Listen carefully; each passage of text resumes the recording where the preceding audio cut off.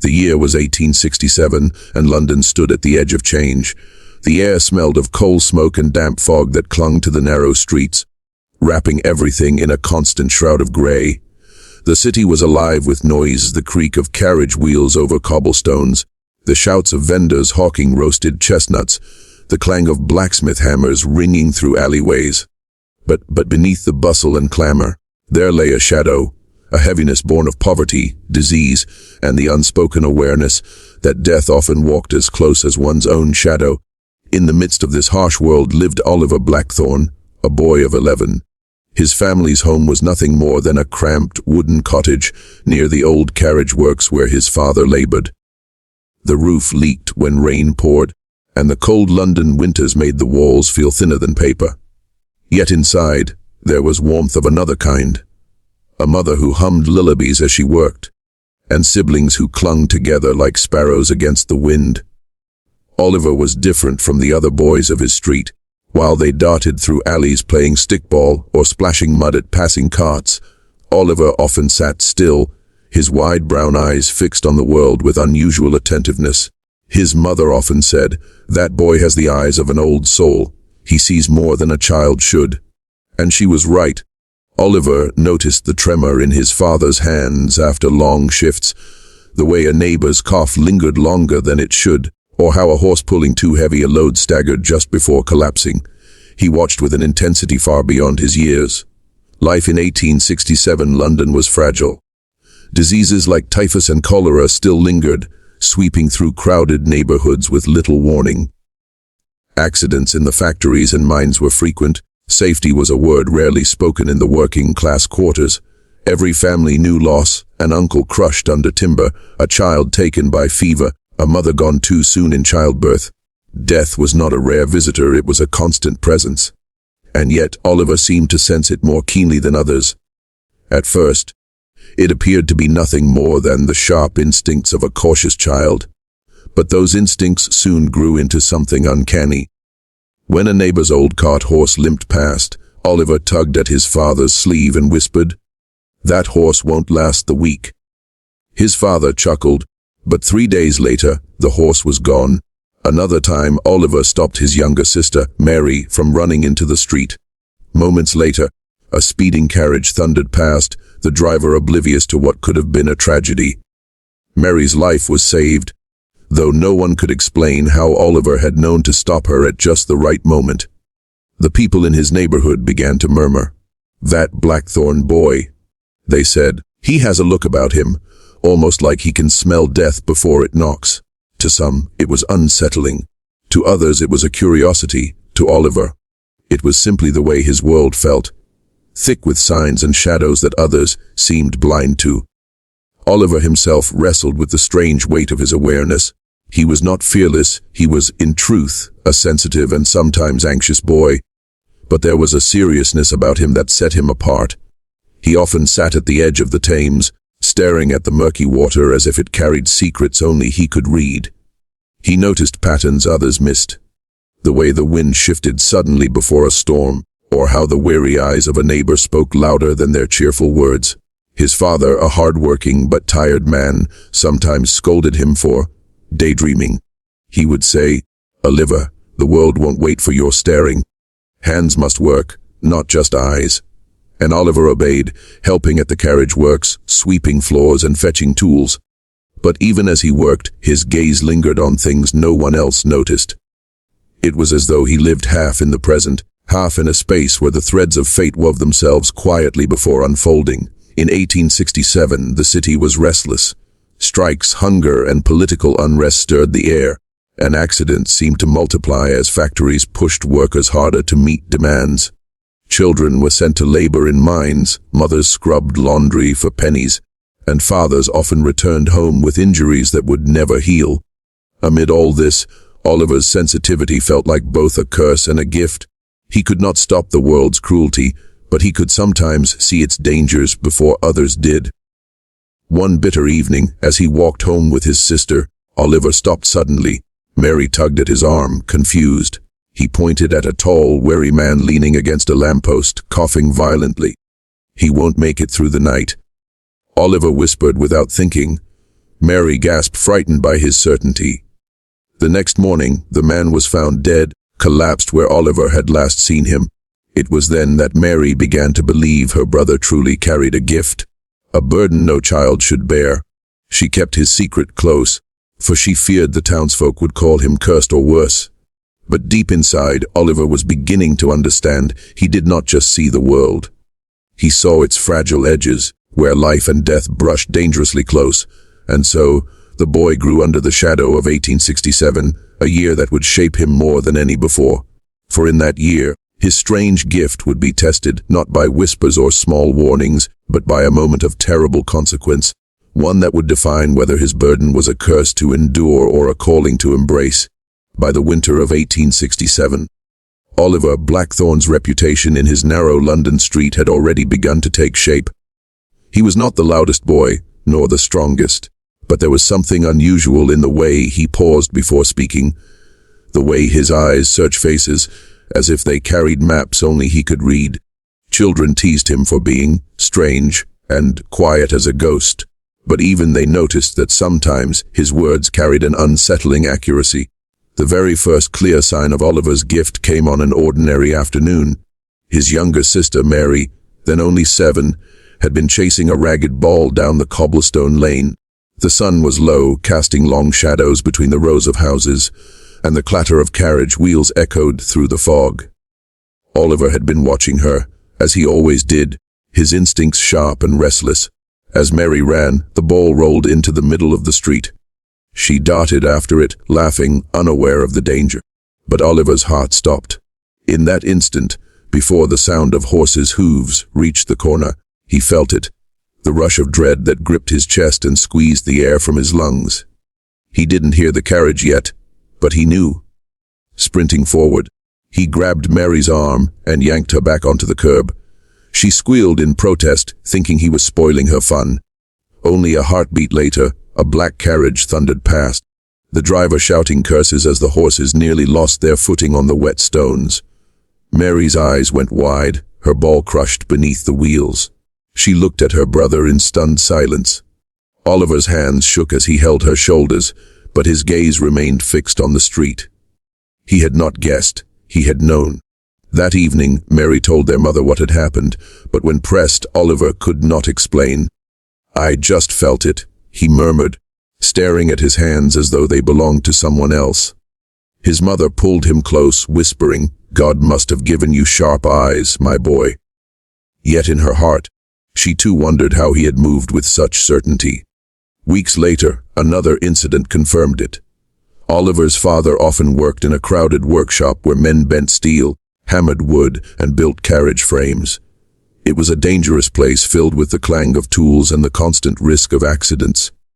One morning, as his father prepared to leave, Oliver felt an unease so strong it made his stomach churn. He tugged at his father's sleeve and said, "Don't go today. Something will happen." His father frowned, brushing off the boy's warning. "Accidents happen every day, Oliver. That's no reason to stop a man from working." But Oliver clung tighter, his eyes wide with a fear that seemed too deep for a child. "Please, father, not today." Out of patience, his father left anyway. Hours later, word spread through the street that part of the workshop roof had collapsed. Several workers were injured, one fatally. Oliver's father stumbled home with a cut on his forehead, shaken but alive.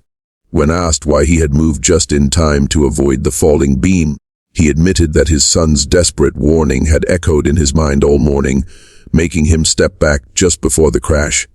From then on, Oliver's family began to pay closer attention to his instincts. They did not speak of it openly to others for fear of mockery or suspicion, but within their home, they listened. His mother began to watch his face when neighbors grew ill, for Oliver seemed to notice the depth of a cough or the pallor of a cheek before anyone else. His father, though proud and stubborn, sometimes hesitated when Oliver's eyes carried that look of silent alarm. But outside the family, whispers began. Children repeated stories, how Oliver had seen a dog bite coming before it happened, how he avoided alleys that later turned out to be the site of fights or accidents. Some adults dismissed it as childish luck, while others muttered darker things. "That boy sees too much," one neighbor said. "It's not natural." Oliver himself did not understand.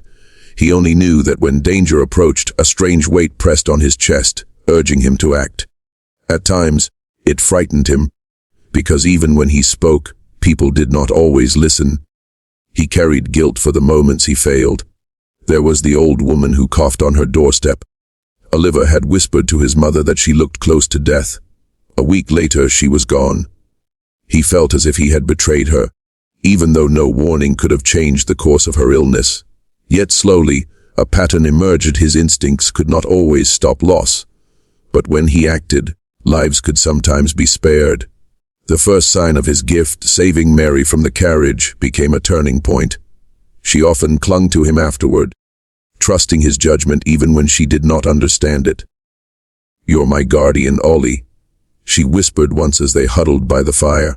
The words etched themselves into his heart, making him realize that his strange ability was not only a burden, it was also a responsibility. By the end of that year, Oliver knew his life would never be ordinary. He was no longer just a carriage maker's son. He was a boy who could see shadows before they fell, who felt the footsteps of death before it entered a room. And though he did not yet know the full weight of this gift, he understood one truth: he could not ignore it. For the first signs had shown him that his instincts were real and the world would never look the same again. Oliver Blackthorne's gift, if one could call it that, was not a treasure he wore with pride. For though he had saved his sister and warned his father, the moments in between were filled with a gnawing heaviness that few could understand. At just 11 years old, he carried knowledge that seemed too large for a boy's shoulders, the ability to sense danger, to feel death creeping before it arrived. And with that knowledge came a terrible burden, because he quickly learned that seeing what others could not was only half the battle. The harder part was convincing them to listen. The first time Oliver's warning was ignored, he was only a child among adults. A neighbor, Mr. Calder, was a coalman with a booming laugh and a barrel chest. One evening, Oliver passed him in the lane and felt his heart jolt. Calder's face looked ashen beneath the grime, his step slower than usual, his cough deeper. Oliver tugged on his sleeve. "You should rest. You shouldn't go to work tomorrow." Calder chuckled and tousled the boy's hair. "Rest. Lad, coal doesn't haul itself. Don't you worry about me." Oliver wanted to insist, but the man was already walking away. By the next week, Calder was dead of lung fever, leaving behind a widow and 3 hungry children. Oliver lay awake that night, staring at the ceiling beams of his family's cottage, guilt gnawing at his stomach. What if I had tried harder? What if I had shouted or begged or told his wife? The questions looped endlessly, a chain around his young mind. It was the same whenever his instincts proved right but unheeded. People dismissed him as a child, laughed at his warnings, or brushed them aside with the tired resignation of the working poor. "Accidents happen," they would say. "Death comes for us all." And though those words were true, Oliver could not quiet the storm inside him. He knew when danger was avoidable, when a choice could be made, when life might yet be spared. And it tormented him to see others walk straight into harm. At times, the burden weighed so heavily that he tried to silence it. He told himself he would stop speaking up, that he would ignore the tightness in his chest, the prickle of warning in his skin. But ignoring it was worse. Once, he felt dread as he watched a group of boys climbing the scaffolding of a half-built house. He opened his mouth to shout, then closed it again, ashamed of always being the one who spoiled their fun. Minutes later, the wood gave way. One boy broke his arm, another split his head open on the stones. Oliver sat frozen, horror in his throat. He had known, and he had done nothing. That night, he wept into his pillow. His sister Mary crawled beside him, whispering, "You can't save everyone, Ollie." But her comfort did little to lift the weight. For Oliver was beginning to understand that his gift was not simply foresight, it was responsibility. Every time he sensed danger, he felt accountable, as though fate itself had placed the duty upon him. The villagers, too, added to his burden. Some muttered that the boy was cursed, that he carried the devil's eye. Others, having seen his warnings prove true, came to him with fearful questions. "Will my husband return safe from the docks?" one woman asked. "Do you see sickness in me?" another whispered. Oliver was overwhelmed. He was just a boy, not a prophet. He had no answers, only fleeting shadows of dread. Sometimes he said nothing, ashamed of being unsure. Other times he spoke, and the very act of speaking seemed to make people cling to him in desperation. This constant pressure stole from him the ease of childhood. While other boys laughed in the streets, Oliver walked with his shoulders hunched, eyes darting to faces and corners, searching for signs. He was alert always, as though danger lurked in every shadow. His father noticed and worried, muttering that the boy was too serious, too pale. But what could Oliver say? That he felt death brushing past him daily. That he carried guilt for strangers, for neighbors, for anyone he could not save. And yet, within the burden, a strange kind of strength began to grow. Each failure carved into him a deeper compassion. He became gentler with his siblings, kinder to his neighbors, more patient with the weary. He learned to comfort as well as to warn, to sit with the grieving as they wept, even if his heart blamed itself. He was learning, painfully, that knowing did not mean controlling. The heaviest truth of all came to him slowly: he could not save everyone. Death, in the end, claimed whom it chose. Sometimes his warnings made no difference, and sometimes his silence was not to blame. But Oliver's young heart wrestled fiercely with this truth. Nights stretched long as he lay awake, asking questions no child should. Why me? Why must I feel this? What is the use of seeing if I cannot always prevent? The answers never came easily, but one small certainty began to root itself in his mind: if he ignored his gift, people would suffer who might otherwise be spared. The burden was heavy, yes, but heavier still would be the guilt of knowing he had done nothing. And so, though doubt gnawed at him, Oliver chose to keep speaking, keep warning, keep trying. His voice was small, his warnings often dismissed, but when even one life was saved, like Mary's, like his father's, it gave him the strength to bear the weight a little longer. The burden of knowing was not one he had asked for, nor one he fully understood, but as the months of 1867 wore on, Oliver realized it was shaping him, chiseling away childish innocence and replacing it with something sterner, something unyielding. He was being forged, like the steel in his father's workshop, not by fire and hammer, but by the constant tension of fear, responsibility, and love. And though it left him weary, it also prepared him for the moment to come. The moment when his burden would no longer be about warnings ignored, but about whether he could stand firm enough to save many when death came calling. It was the bitter heart of winter, 1867. The streets of London lay buried under a crust of frost, the Thames thick with ice around its edges.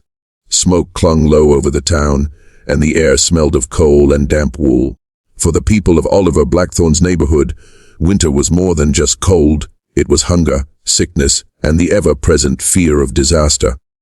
On one such morning, Oliver awoke with a heaviness pressing on his chest. It was not the ordinary ache of cold or hunger. This was different.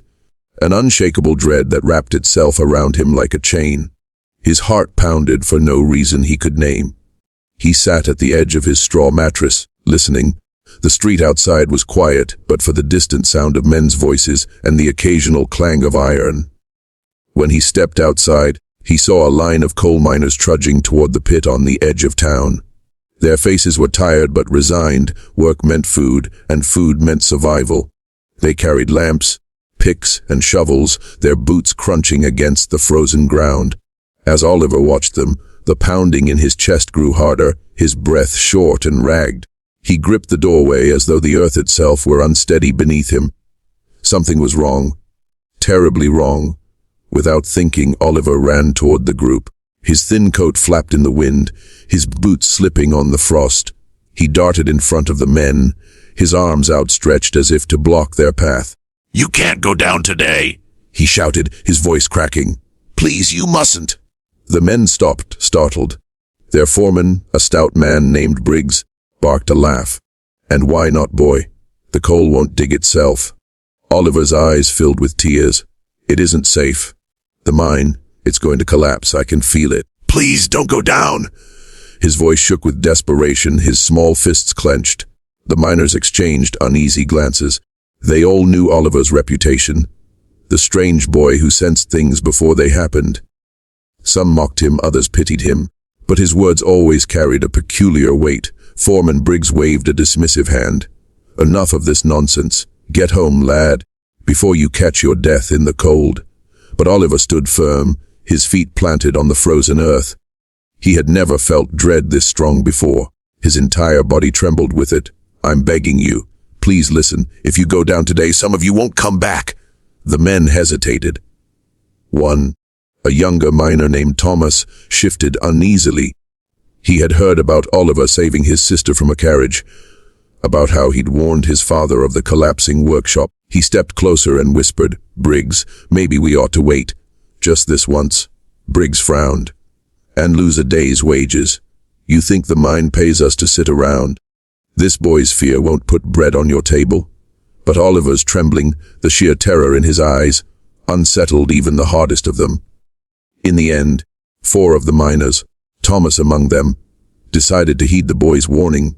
They turned back toward the village, earning jeers from their comrades for their cowardice. Oliver watched helplessly as the rest marched on, lanterns swinging in the mist. His stomach twisted. He wanted to drag them all back, but he was only one boy, too small, too weak to force grown men to obey. The hours that followed were agonizing. Oliver sat by the road, staring at the direction of the pit, his breath fogging in the air. His mother came looking for him, but he refused to move. "Something will happen," he whispered. "I have to be here." By midday the sound reached the village, a thunderous rumble like the growl of the earth itself. Then came the shouts. People ran from their homes, women clutching shawls tight against the cold, children trailing behind. Smoke and dust rose from the direction of the mine. Word spread swiftly. Part of the shaft had collapsed. Oliver's blood went cold. He sprinted toward the pit, his legs burning with each step. When he arrived, chaos filled the scene. Men shouting, women weeping, rescuers clawing at rubble with bare hands. Those who had gone down that morning were trapped. Some would never return. But among the survivors, dazed and trembling, were the 4 men who had turned back. They looked at Oliver with a mixture of awe and fear, their faces pale beneath the suit. Thomas knelt down, clutching Oliver's shoulders. "You saved us, lad. God help me, you saved us." The others who had mocked him earlier were silent now, their eyes haunted. Foreman Briggs, covered in dust, stood staring at the collapsed shaft with tears streaking through the grime on his cheeks. He had survived by a stroke of luck. He had been just outside the tunnel when it fell, but many of his men were gone. When his eyes met Oliver's, something in his stern face crumbled. He removed his cap, bowed his head, and whispered, "Forgive me, boy. I should have listened." From that day forward, no one in the village doubted Oliver Blackthorne. His gift, once mocked and dismissed, had saved lives. The burden of knowing had not vanished, but in that moment, it transformed. Oliver realized that his strange sense was not just a curse. It was a responsibility, yes, but also a calling. If his warnings could spare even a few, then he could bear the weight of disbelief and mockery. The mine disaster etched itself into the memory of the town. Families mourned those they had lost, but in every household, the name Oliver Blackthorne was spoken with reverence. Mothers told their children, "Remember the boy who saved Thomas and the others. Remember to listen when a warning comes, even if it seems strange." For Oliver, it was the first time his gift had changed the fate of more than one life. It was the moment he understood that though he could not save everyone, he could save someone, and that, he realized, was reason enough to carry the burden. The mine disaster of 1867 left an indelible mark on the people of Oliver Blackthorne's village. For weeks after the collapse, the streets were filled with the sound of grief, mothers sobbing, children asking questions they were too young to understand, and men with hollow eyes returning home from funerals instead of shifts. The tragedy had stolen lives, but in its shadow, it had also revealed something undeniable, the strange foresight of a boy named Oliver. At first, Oliver did not feel like a hero. He walked with his head bowed, guilt gnawing at him for the men he had not been able to save. Though 4 miners lived because they had listened, twice as many had perished. Each night, Oliver lay awake, hearing the echo of boots marching into the pit, hearing again his own desperate cries. "Please don't go." He wondered if he should have screamed louder, clung harder, blocked the path until none could pass. The weight of those lost pressed on him like stones. But amid his sorrow, something began to change. For the first time, he saw proof that his gift could alter fate. The 4 survivors, Thomas among them, visited him often in the weeks after. They came not to burden him, but to thank him. They called him the boy who sees, not with fear, but with gratitude. One evening, Thomas knelt before Oliver's family, his cap twisting in his hands, and said, "If not for your son, I'd be lying in the ground. My children would have no father. Don't ever doubt, Mrs. Blackthorne, that God works through him." Those words stirred something deep inside Oliver. He had always felt his ability was a curse, an unwanted burden, a shadow stealing his peace. But now he began to see it differently. It was not about death, it was about life. He was not cursed with visions of loss, he was entrusted with the chance to prevent it. Fear, he realized, had been his constant companion. Fear of being mocked, fear of being ignored, fear of failing. That fear had kept him small, hesitant, sometimes silent. But the mind collapse had shown him what happened when he acted with courage. Lives were spared. Families remained whole. And though he could not save everyone, saving even one made the burden worth bearing. This realization transformed Oliver's daily life. No longer did he shrink into himself when dread filled his chest. He stood taller, speaking with a quiet conviction that people began to notice. When he felt unease, he no longer whispered only to his mother or sister. He spoke to those in danger directly, even if they scoffed. His voice was steady, his eyes unflinching. It was as if the boy who once trembled under the weight of knowing had found an anchor in purpose. One bitter evening, a group of dockworkers prepared to load barrels onto a ship. Oliver, passing by with his sister, froze mid-step. His chest tightened, the familiar prickle racing down his arms. He ran forward, shouting, "Wait! Don't lift that rope!" The men frowned but hesitated just long enough.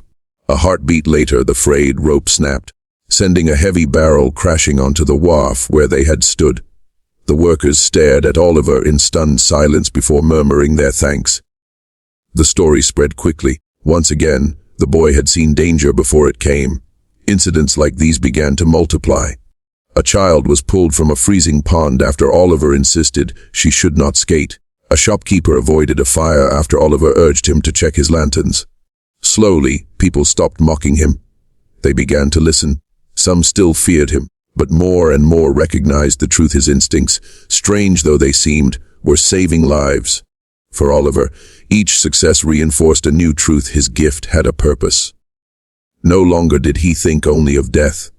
Instead, he thought of the laughter of the miners' children when their father came home, of Mary's smile when she remembered the carriage that had nearly killed her, of his mother's relieved embrace when his father returned alive from the workshop. These moments were the fruit of his burden, the proof that even a boy could tip the scales against fate. But purpose did not erase the challenges. There were still times when people refused to heed him, when accidents happened despite his warnings. And each time, the old guilt tried to creep back. Yet now, Oliver met that guilt with resolve. "I cannot save them all," he told himself, "but I can save those who will listen. And for their sake, I must keep trying." His transformation did not go unnoticed at home. His father, once skeptical, grew quietly proud. He no longer dismissed Oliver's words as childish fear. Instead, he listened carefully when his son spoke, nodding with respect. His mother, though still worried for the weight her son carried, began to see him not as a burden boy but as a chosen one, someone meant to remind others of life's fragility and the importance of listening. By the close of 1867, Oliver was no longer just the carriage maker's son. He had become a figure in the village, a boy whose warnings carried authority, whose eyes seemed to pierce through the veil of the ordinary. He was not celebrated with fanfare or riches. Instead, he was sought quietly, respectfully, by those who feared for their loved ones or sensed danger they could not name. And through it all, Oliver carried himself with humility. He did not boast of his gift, nor claim to know more than he did. He simply listened to his instincts and spoke when he felt he must. For he understood now his gift was not meant to bring him glory. It was meant to bring others safety, to turn fear into action, and to make his burden into a blessing. Thus, the boy who once trembled at every shadow began to walk with purpose. Fear still lived in him, but it no longer ruled him. Purpose had taken its place, and with that purpose, Oliver Blackthorne stepped into the life he had been given, not one of ease or comfort, but one that would remind others that sometimes courage means speaking up even when no one wants to listen. By the time the 1860s gave way to the new decade, Oliver Blackthorne's name had woven itself quietly into the fabric of his village. He was not a man of wealth, nor a leader of politics, nor even a grown man at all. He remained, in essence, what he had always been, the carriage maker's son, with hands roughened from small chores and clothes patched more times than they were new. Yet in the eyes of his neighbors, Oliver was something more. They had seen him stand trembling in the cold, warning miners of disaster. They had watched him stop dock workers from standing beneath a rope seconds before it snapped. They had heard of children steered away from icy ponds and shopkeepers nudged to safety before fire could catch. Every story, whispered across taverns and market stalls, grew into a single truth: Oliver Blackthorne was the boy who saw death before it came. But for Oliver, the greatest lesson he learned was not about the strangeness of his gift. It was about the responsibility of using it. He came to understand that life was not about saving everyone, for such a thing was impossible. The mine collapse had taught him that bitter truth, but it was about doing what one could, where one could, with what one had. He realized that when fear pressed heavy on his chest, he had a choice: remain silent and watch, or speak boldly and risk ridicule. And each time he chose to speak, even if only one person listened, a life might be spared. That choice, he realized, was not unique to him. Not everyone could feel the same instincts he did, but everyone carried within them a voice of warning, a sense of right and wrong, a moment when they knew they should speak up. Too often, people swallowed that voice out of fear. Fear of laughter, fear of being wrong, fear of standing alone. Oliver's story became a quiet reminder that listening to that voice, however inconvenient or uncomfortable, could mean the difference between despair and deliverance. As Oliver grew older, he carried this truth with him. He remained humble, never claiming power or mystery for himself. When people pressed him for explanations, he often shook his head and said simply, "I do not understand it. I only know when danger is near, and I know I must speak when it comes." His humility made his words all the more powerful, for he never sought glory, only safety for others. Children of the village grew up hearing his tale. Mothers would tell their sons and daughters, "Listen when your heart warns you." Remember Oliver Blackthorne, who saved lids because he dared to speak. To them, he was not only a boy with strange foresight, he was an example of courage, of acting even when others doubted. The lesson of Oliver Blackthorne, then, was not one of supernatural wonder but of human responsibility. His life whispered to others: when you feel danger, when you know a truth others ignore, do not stay silent, speak, act, warn, even if they laugh, even if they turn away, because sometimes one person listening is enough to save a life. Years passed, and Oliver grew into manhood. The sharp-eyed boy became a steady young man, his shoulders broader, his voice deeper, but the essence of him unchanged. He never sought riches or recognition, but he found purpose in work that allowed him to remain close to his family and his town. His father's carriage business grew modestly, and Oliver's strong hands learned the trade. Yet alongside carpentry and ironwork, he carried his greater calling to remain vigilant, to speak when silence seemed easier. Some remembered him for specific moments. The miners saved, the dock workers spared, but for many, his greater legacy was the quiet reassurance that someone among them cared enough to warn, to fight fear with courage. He did not stop death itself, no one could, but he slowed its reach, turned its hand away when he could, and in doing so gave others the chance to live the lives they were meant to. The lesson endured long after Oliver's youth faded. In the years to come, when the village faced other dangers, floods, fires, accidents, his example gave others the courage to act. Men who once might have dismissed their instincts began to trust them. Women who once hesitated to raise their voices began to speak. Parents taught their children that sometimes bravery was not about wielding strength, but about listening to the quiet tug of warning in one's heart and daring to share it. Oliver Blackthorne's gift was rare, perhaps unique, but the lesson of his life was universal. It told people that fear does not need to paralyze, it can guide. That warnings, however inconvenient, must not be ignored. That even the smallest voice, when raised in truth, can shift the course of fate.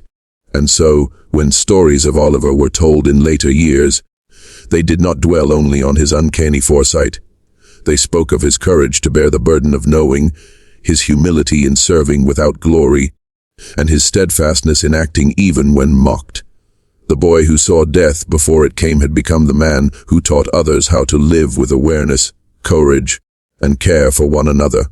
In the end, Oliver's story was not a tale of mystery, but a mirror for all who heard it.